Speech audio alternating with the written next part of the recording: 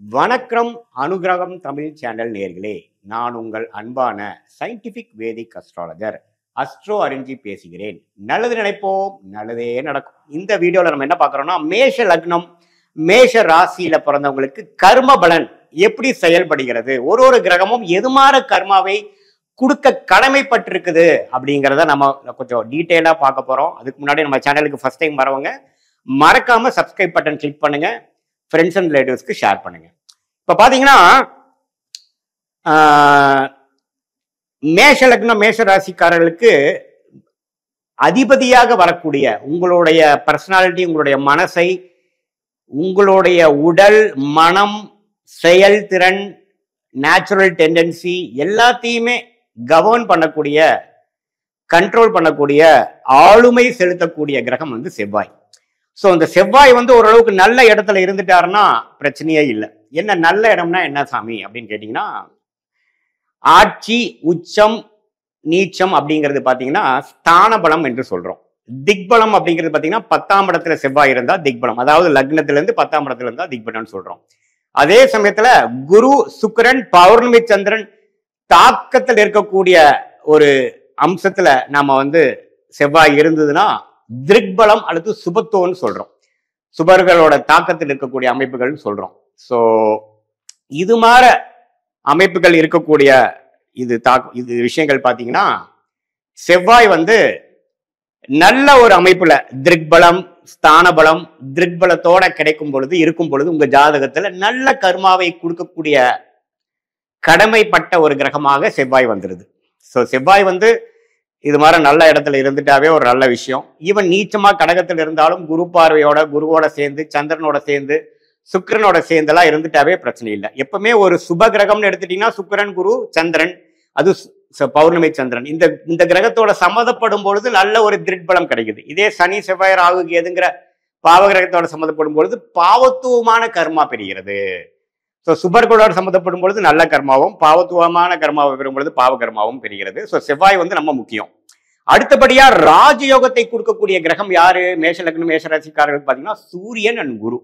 சூரியன் குரு தசைகள் உங்களுக்கு வருமாயின் ரொம்ப நல்லது. அது சூரியன் வந்து நல்ல இடத்துல ஆட்சி, உச்சம், அதே சமயத்துல குருவோட சேர்ந்து, குரு பார்வை, குருவோட சேர்ந்து சுக்கிரனை அஸ்தங்கப்படுத்தி 5 டிகிரி 6 டிகிரிக்குள்ள சூரியன்லாம் இருக்கும் பொழுது நம்ம நன்மை. ஸோ இதே பார்த்தீங்கன்னா மேஷத்திலேயே சூரியன் இருந்தா உச்சம் பெறுகிறார், சிம்மத்துல இருந்தா ஆட்சி பலம் பெறுகிறார், குருவோட வீட்டில இருந்தா நல்ல திக்பலம் பெறுகிறார். ஸோ சூரியனுங்கிற விஷயம் நல்ல கர்மாவை, நல்ல குழந்தைகள், நல்ல அறிவு, நல்ல செயல்திறனை கொடுக்கக்கூடிய ஒரு கர்ம பலனை கொடுக்கக்கூடிய கிரகம் என்ன? சூரியன். அதே மாதிரி அதுக்கு ஈக்குவலண்டான நல்ல யோகத்தையும் பாக்கியத்தையும் கொடுக்கக்கூடிய கிரகம் என்ன? குரு. ஸோ குருங்கிற கிரகம் வந்து உங்களுக்கு நல்லா இருக்குமாயின், குரு தசை நடக்குமாயின் நல்ல ஒரு கர்ம பலனை கொடுக்கக்கூடிய அமைப்பு இருக்கு அப்படிங்கிறது நம்ம தெரிஞ்சுக்கிறோம். ஸோ குரு வந்து நல்ல ஒரு அம்சத்தை கொடுக்கக்கூடிய, நல்ல ஒரு அமைப்பை கொடுக்கக்கூடிய கிரகமாகவும், சூரியன் வந்து ராஜயோகத்தை கொடுக்கக்கூடிய கிரகமாக வருகிறது. செவ்வாய் நம்பவே உங்களை பாதுகாக்க பண்ணக்கூடிய ஒரு ஜாதகமாக வருகிறது. அதாவது உங்க ஜாதகத்துல வந்து ஒரு நல்ல பாதுகாப்பையும், ஒரு நல்ல திடத்தையும், உங்களுடைய பர்சனாலிட்டி, மனசை வந்து கொஞ்சம் திடமா வைக்கக்கூடிய ஒரு ஆளுமையை கொடுக்கக்கூடிய ஒரு கிரகமாக வருது. உங்களுக்கு மிகவும் சிக்கல் பிடித்த கிரகம் என்று சொல்லப்படுகிற கிரகம் பார்த்தீங்கன்னா புதன். அதாவது கொஞ்சம் கேர்ஃபுல்லா இருக்க வேண்டிய கிரகம். ஸோ புதன் பார்த்தீங்கன்னா 3க்கு 6க்குள்ள அதிபதியாக வந்து புதன் வந்து சில பிரச்சனைகள் கொடுக்கக்கூடிய, உங்களுடைய பாவ கர்மாவை கொடுக்கக்கூடிய, கடன், நோய், எதிரி, வம்பு, வழக்கு அது மாதிரி விஷயத்தை கொடுக்கக்கூடிய ஒரு கிரகமாக புதன் இருக்கு. ஸோ புதன் திசை வரும் பொழுது மேஷ லக்னக்காரர்கள், மேஷ ராசிக்காரர்கள் ரொம்ப கவனமாக இருக்கணும். அந்த புதனே பார்த்தீங்கன்னா 6ஆம் இடத்துல சனி செவ்வாயோட பாதிப்புல இருந்து, ராகுவோட பாதிப்புல, பாவகிரகத்தின் பாதிப்புல இருந்துட்டா கேட்கவே வேண்டாம், பயங்கர பிரச்சனையை பண்ணுவார்.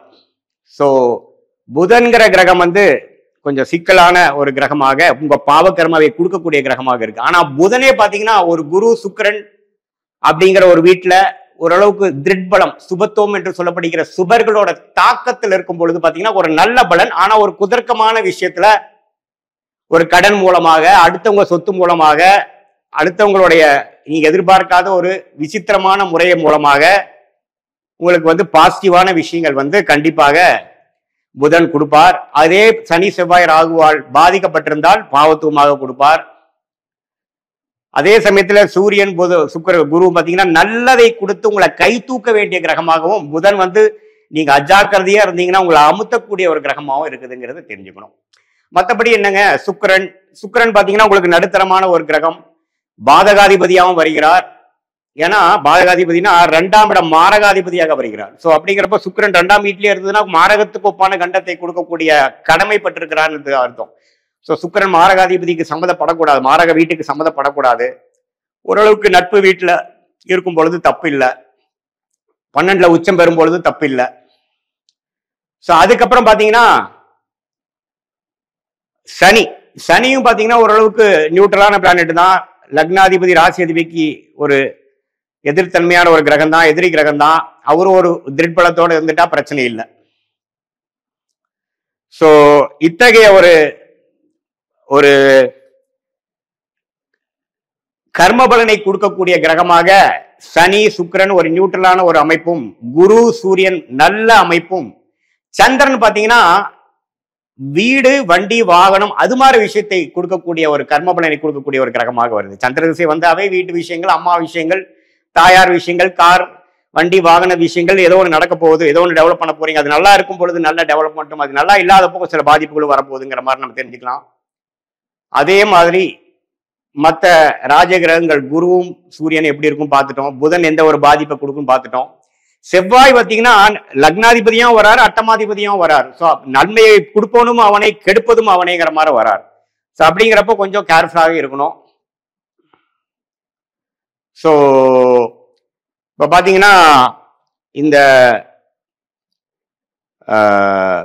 செவ்வாய் மட்டும் 8ஆம் வீட்டுக்கு கனெக்ட் ஆகி லக்னத்துக்கு கனெக்ட் ஆகாம இருந்து, அதாவது 2ஆம் இடத்திலிருந்து 8ஆம் வீட்டிலோ 8ஆம் வீட்டிலேயே இருக்கும் பொழுது குரு பார்வை சுக்கிரன் தாக்கங்கள் இல்லாத பட்சத்தில் சில பிரச்சனைகளையும் சில கண்டம் மரணத்துக்கு ஒப்பான கண்டத்தையும் கொடுத்து விடுவாருங்கிற கர்மபலன் கொடுக்கக்கூடியவருங்கிறது நீங்க தெரிஞ்சுக்கணும்.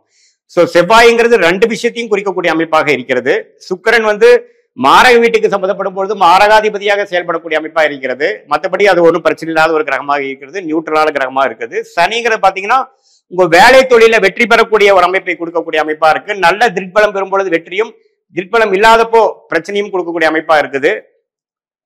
புதன் பாத்தீங்கன்னா நல்ல அமைப்பில் இருக்கும் பொழுது விசித்திரமான முறையில நன்மையும், பிரச்சனைக்குரிய ஒரு பாவத்துவமா இருக்கும் பொழுது பிரச்சனைக்குரிய வம்பு வழக்கு, கடன், நோய், எதிரியம்பு அது மாதிரி கொடுக்கக்கூடிய அமைப்பும் இருக்குதுங்கிறத நம்ம தெரிஞ்சுக்கணும்.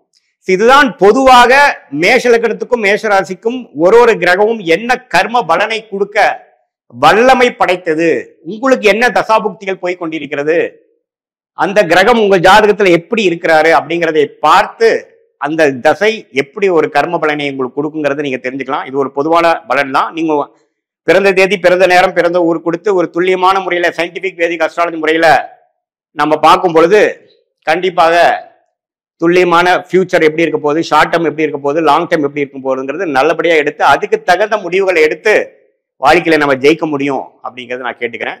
மீண்டும் மற்றொரு காணொலியில் சந்திப்போம். நன்றி, வணக்கம்.